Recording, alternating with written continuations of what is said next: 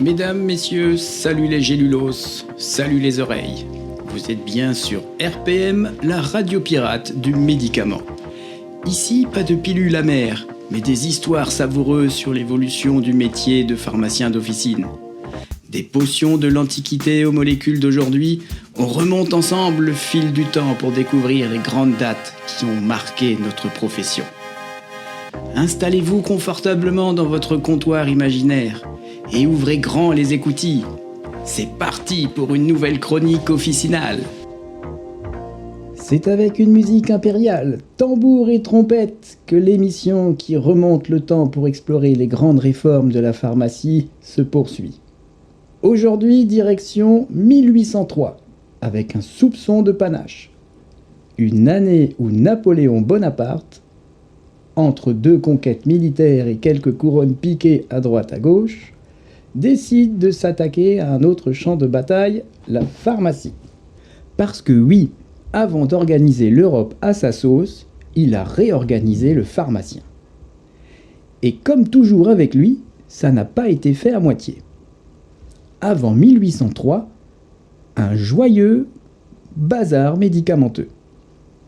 Au XVIIIe siècle, la pharmacie progresse, mais disons-le franchement, c'est encore un peu chaotique. L'information, variable selon les régions. La qualité des médicaments, inégale. La réglementation, quasi inexistante. Résultat, on trouve des pharmaciens passionnés, mais aussi quelques marchands d'élixirs aux effets douteux. Le genre de potions qui vous promettent de soigner tout, mais vous donnent surtout envie de prier très fort. Et ça, pour Napoléon, c'est inacceptable. Lui qui aime l'ordre, la discipline et les règlements clairs, va poser les bases de la pharmacie moderne.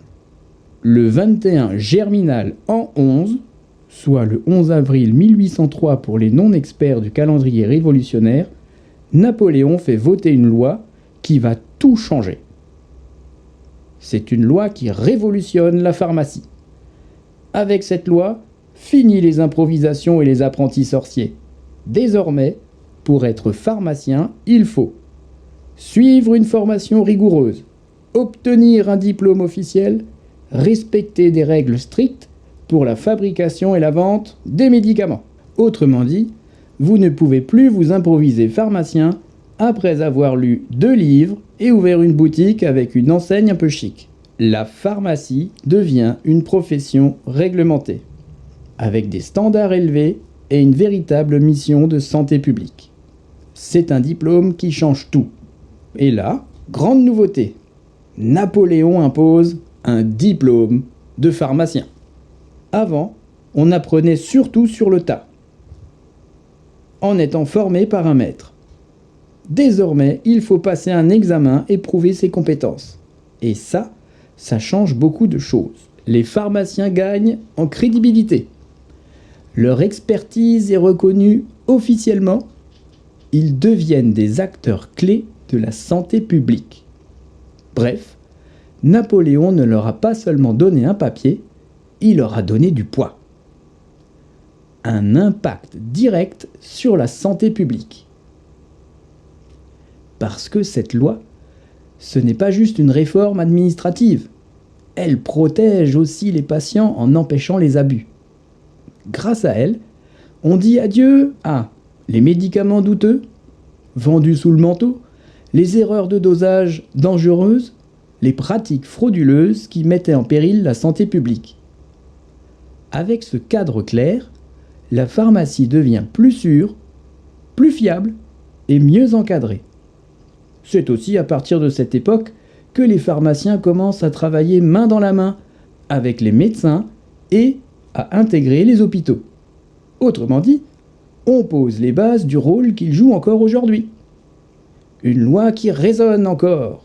Alors certes, la loi du 21 Germinal an 11, ça sonne moins épique que Napoléon à Austerlitz, mais son impact sur la pharmacie est immense.